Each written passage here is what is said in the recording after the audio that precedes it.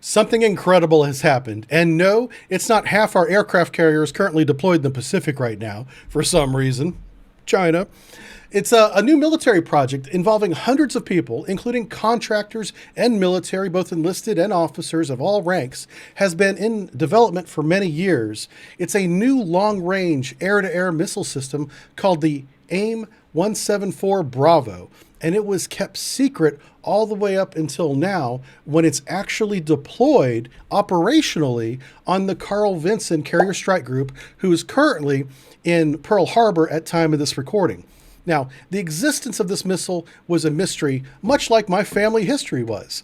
That's why I partnered with the leading global service for family history research and DNA testing, MyHeritage. I didn't know much about my family history going beyond my grandparents, and I was curious. Who were their parents? What did they do? Where did they live? So, MyHeritage is simple to use.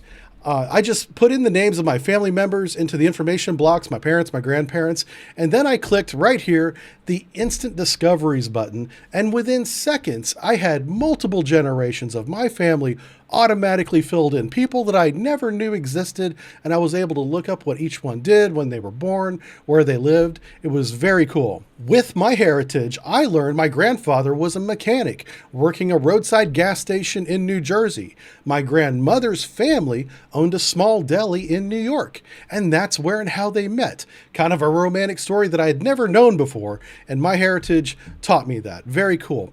Now, there are lots of old photos available of your family on MyHeritage, like this old yearbook from high school of my mother.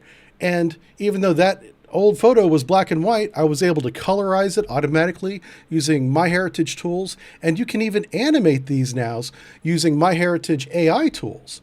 Cool stuff. So I'm still discovering my family background when they immigrated to the United States and so forth. It's so fun and interesting. I honestly had trouble writing the script because I kept getting distracted, learning more and more about my own family going back in time. It's kind of addicting, yeah. So MyHeritage is trusted by millions of users, and you can easily build a family tree from over 20 billion with a B searchable historical records. Click the link in the description and sign up for a free 14-day trial and enjoy all the amazing features MyHeritage has to offer. And thanks to them for sponsoring this video. All right, let's get back to the other mystery that was recently revealed, is the AIM-174 Bravo. This missile is operational now, and it debuted its operation at RIMPAC 2024, which is every other year large naval exercise that happens in the Pacific, where we often have multiple other nations involved with us, hundreds of sailors, thousands of people involved, generally speaking. But what caught everyone's attention was this brand new missile being used in the exercise. So according to the Department of Defense Public Information Service, they say that this missile can reach a maximum speed of 3.5 Mach, 3.5 times the speed of sound, and at the end of that run can intercept a defensive alerted maneuvering small fighter aircraft at 130 nautical miles.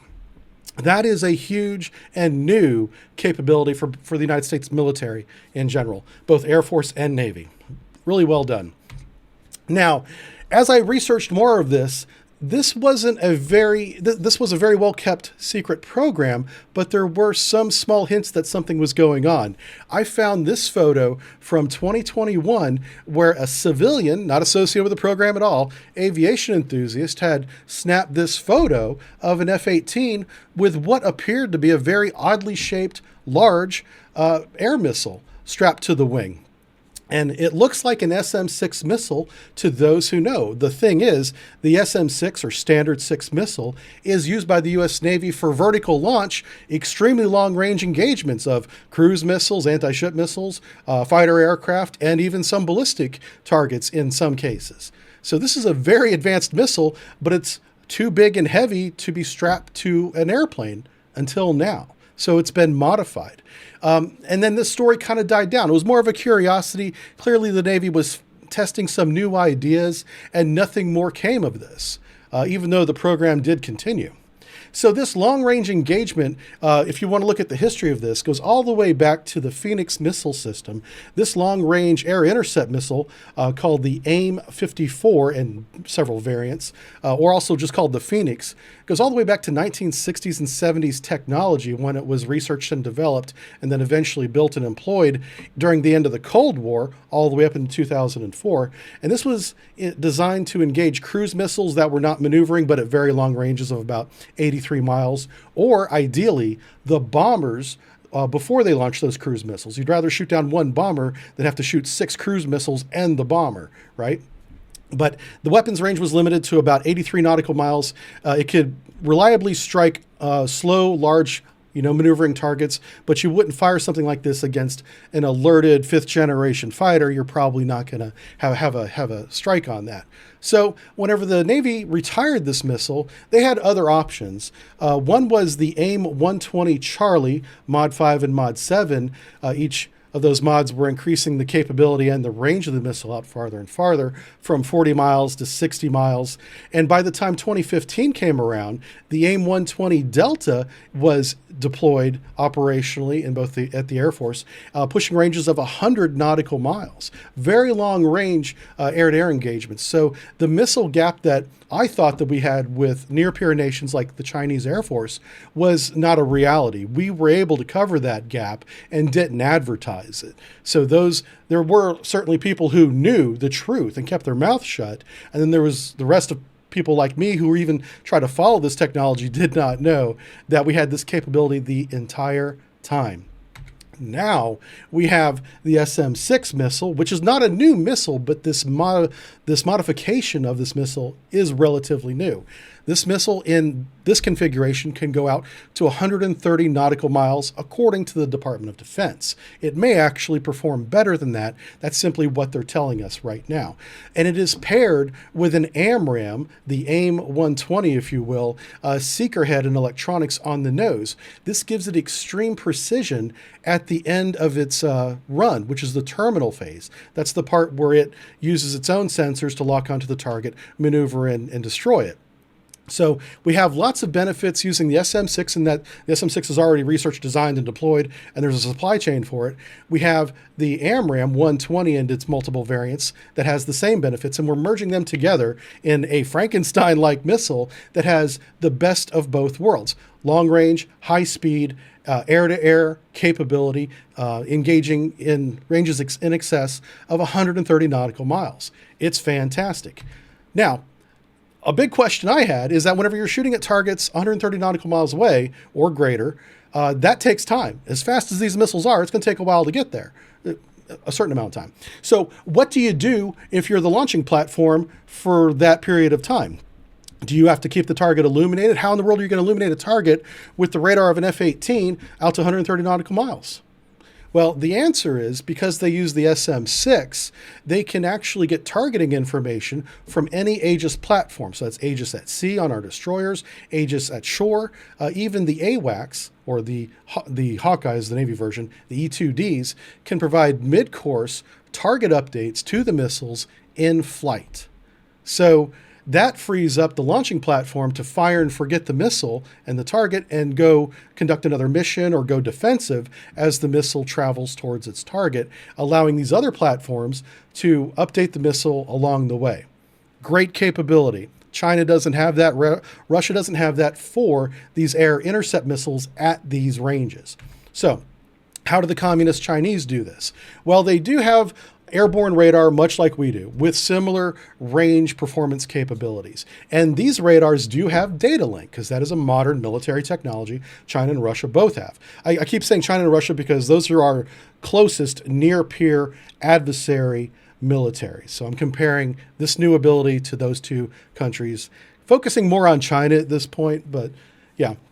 So China does have these airborne and long-range land radars that have data link capability, but they can update mid-course corrections to missiles that are anti-ship cruise missiles, not air-to-air intercept missiles. And that is the key difference here. So the YJ-18s, 12s, 62s, and 83s, those are their long-range, both supersonic and subsonic and even hypersonic in one case, anti-ship cruise missiles, can get these data updates, but their PL-15 and PL-17, which is the very long-range air intercept missiles in the Chinese inventory, do not have this data link capability, meaning the launch platform can only engage targets out to as far as it can see with its radar, and then it has to illuminate that target for as long as possible until the missile can take over at the end of the run, terminal phase, and finish the flight. This means that the Chinese aircraft firing a very long-range weapon like the PL-17 would have to stay the course, illuminate the target for as long as it needs to. The American Navy, we don't need to do that now with the SM-6 or this AIM-174 Bravo. I should call it by its proper name. It's a modified SM-6. So this means that we can go back to using, and I don't think we ever left. We honestly never stopped doing this. This is a tactic for fleet defense that goes all the way back through the Cold War called chainsaw. And I want to say up front that I'm not a fleet defense airborne aviation expert, but Heat Loss 1986 is. He has a great Twitter channel. I would recommend everyone go subscribe to him because he has very insightful posts about naval aviation. You know, my expertise is in submarine warfare. Heat Loss, his expertise appears to be in naval aviation employment defense, and he's got very interesting insights on this. So this is from his Twitter page showing this chainsaw tactic in action and how with the additional 130 nautical mile engagement range we now enjoy, a 30% increase practically overnight, pushes out engagements further and further away from the aircraft carrier or the fleet, which is the whole point, is you want to fight in the opponent's neighborhood, not your own. And with the ability to do these fire and forget maneuvers and let the missile get updates along the way from multiple different platforms, land-based, air-based, and space-based, low Earth orbit based, it frees up the fighters to do other things like engage other targets.